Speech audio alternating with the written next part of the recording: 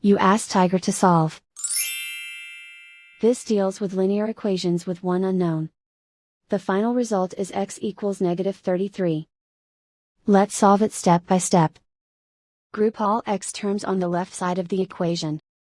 Subtract 17x from both sides. Group like terms. Simplify the arithmetic. Group like terms. Simplify the arithmetic. Group all constants on the right side of the equation. Subtract 70 from both sides. Simplify the arithmetic.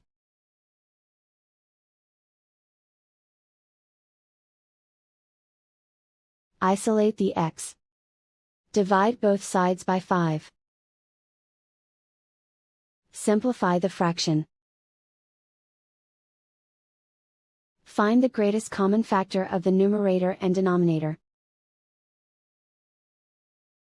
Factor out and cancel the greatest common factor. And so the final result is x equals -33.